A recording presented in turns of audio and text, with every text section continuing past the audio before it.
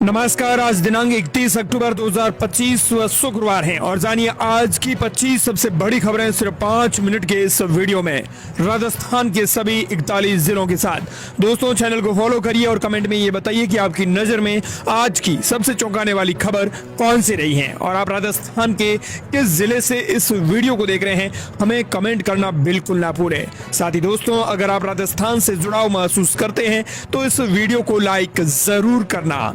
बड़ी खबर, राजस्थान में आज नहीं चलेंगी 8000 स्लीपर बसें, एसोसिएशन का बड़ा ऐलान। ऑल इंडिया टूरिस्ट परमिट बस ओनर एसोसिएशन ने 31 अक्टूबर से प्रदेश भर में स्लीपर बसों के संचालन बंद करने का ऐलान कर दिया है।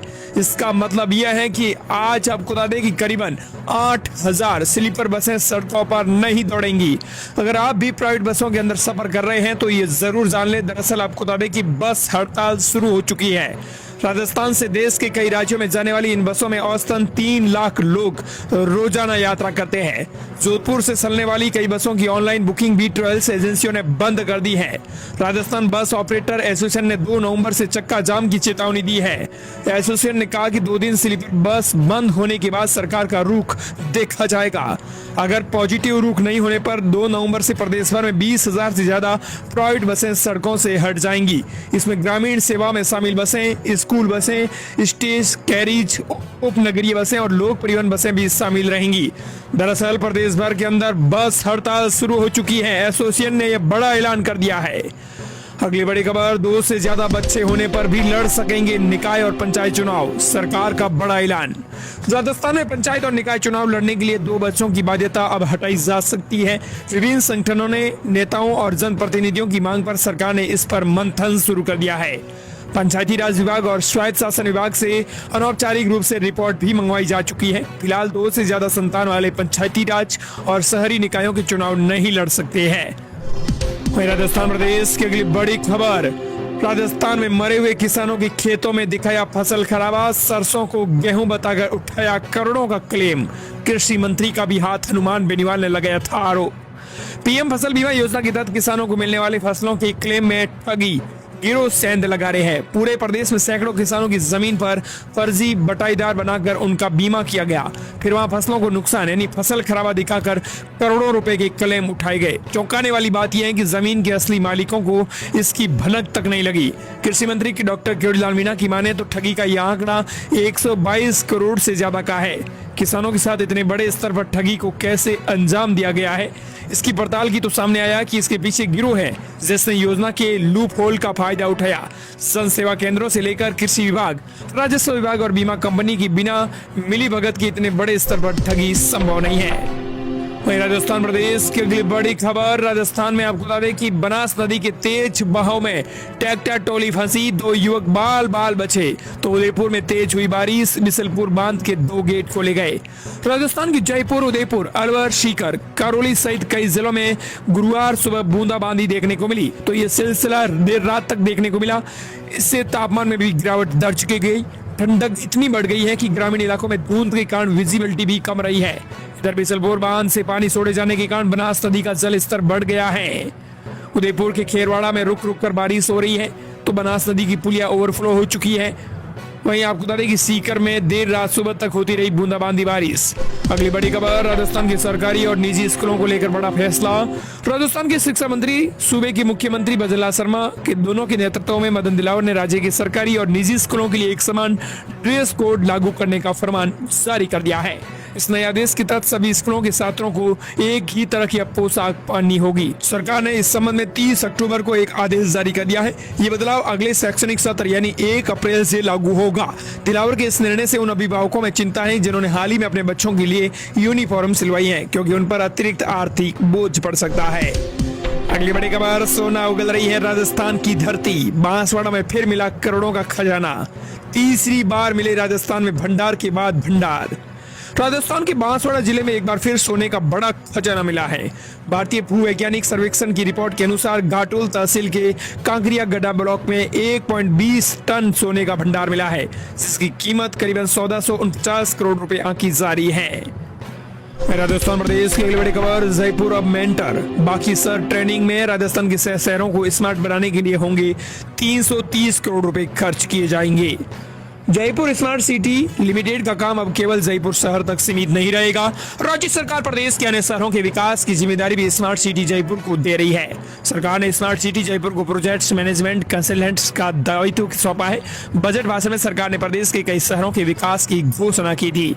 इनमें से शहरों के विकास की जिम्मेदारी अब जयपुर स्मार्ट सिटी लिमिटेड को दी गई है। राज्य सरकार 330 करोड़ रुपए का बजट खर्च करके मंडावा, खाटू श्याम जी, अलवर, भिवाड़ी, भरतपुर और बीकानेर का विकास करेगी।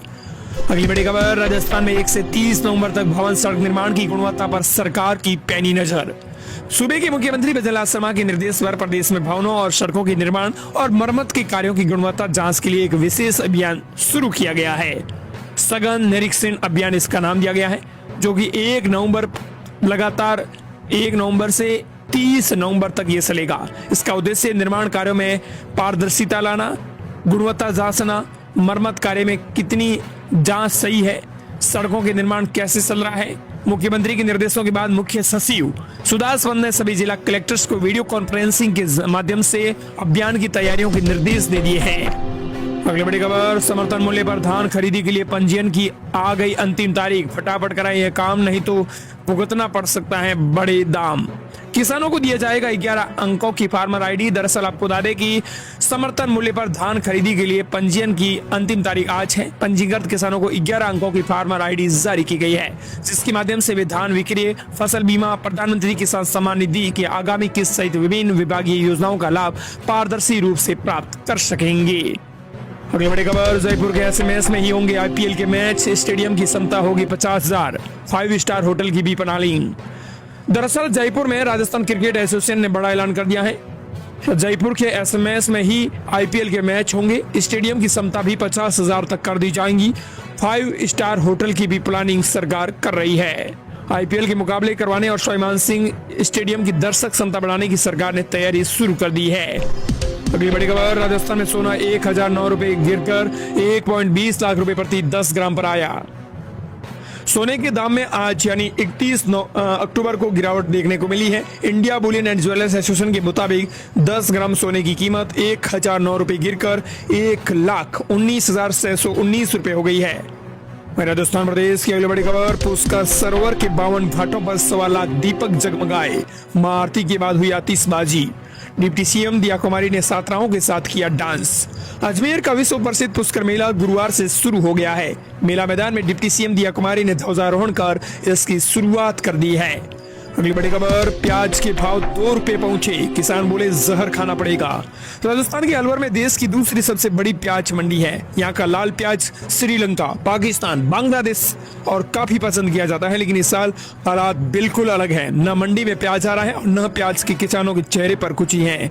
कारण प्याज की मार्केट में डिमांड नहीं होना। हालात इस कदर बिगड़े हैं कि किसान मंडी में 2 रुपए किलो में प्याज बेचने की बजाय नदी में फेंक रहा है, क्योंकि मंडी और कटाई का खर्च ज्यादा है। इसलिए टनों में प्याज खेतों में सड़ रहा है। इसकी कटाई भी बंद हो गई है। सिर पर पहले से ही कर्ज का बोझ था किसानों पर, अब तो ऐसा लगता है कि जहर की पुड़ियां खाने की नौबत आ गई है। समझ नहीं आई कि कर्जदारों को पैसा कहां से चुकाऊं।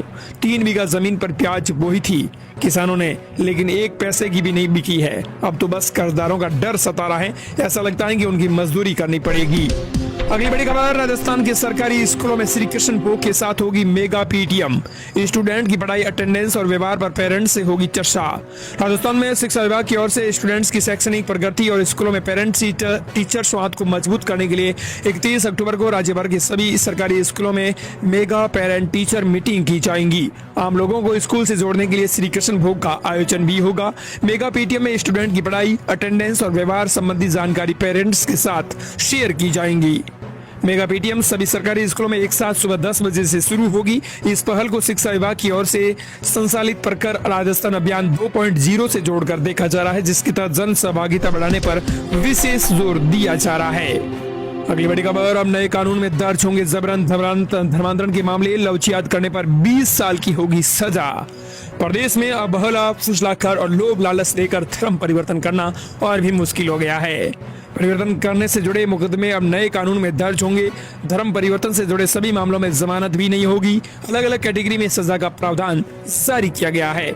लव जिहाद के मामलों में 20 साल की सजा होगी। केवल धर्म परिवर्तन के उद्देश्य से किसी की गई शादी को भी रद्द करवाया जाएगा।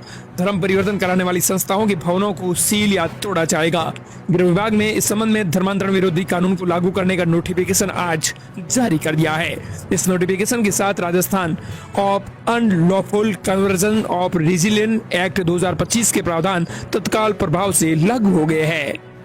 बिना अनुमति खुद धर्म नहीं बदल सकेंगे। अगर कोई व्यक्ति अपनी मर्जी से धर्म बदलना चाहता है तो भी आपको बता दें कि प्रशासन की अब मंजूरी लेना जरूरी होगा। धर्म परिवर्तन से कम 90 दिन पहले कलेक्टर या एडीएम को सूचना देनी होगी। अगली बड़ी खबर, नरेश मीणा मामले में 18 नवंबर को होगी सुनवाई। वकील ने मांगा था समय। एसडीएम को थप्पड़ मारने का मामले में हुई थी जेल। एसडीएम के थप्पड़ कांड के मामले में नरेश मीणा को हाई कोर्ट से मिली जमानत को कैंसिल कराने के लिए नगरफोर्ड थाना पुलिस की ओर से एससी और एसटी कोर्ट में दायर याचिका पर गुरुवार को कोर्ट में सुनवाई के लिए नरेश मीणा पेश नहीं हुए। बता दें कि 14 नवंबर को नरेश मीणा निर्दलीय तौर पर अंता विधानसभा सीट से उपचुनाव लड़ रहे हैं। ऐसे में आपको बता दें कि अब कोर्ट ने 18 नवंबर तारीख निश्चित की है जिस दिन यह सुनवाई होगी। अगली बड़ी खबर, राजस्थान और गुजरात को जोड़ने वाली नई जैसलमेर बाबर रेल परियोजना का सर्वे पूरा। 357 किलोमीटर लंबी ये लाइन 41 कस्बों के विकास को देगी बढ़ावा। रोजगार के अवसर भी मिलेंगे तो पर्यटन को सुगम बनाएगी ये ट्रेन। भूमि अधिग्रहण जल्दी शुरू हो जाएगा। राजस्थान और गुजरात को जोड़ने वाली नई जैसलमेर बाबर रेल परियोजना का सर्वे अब पूरा हो गया है। बता दें कि यह रेल लाइन करीबन 357 किलोमीटर लंबी रहेगी। इस रेल लाइन से 41 कस्बों के विकास को भी बढ़ावा मिलेगा। और दोस्तों, ये थी राजस्थान प्रदेश की आज की बड़ी खबरें।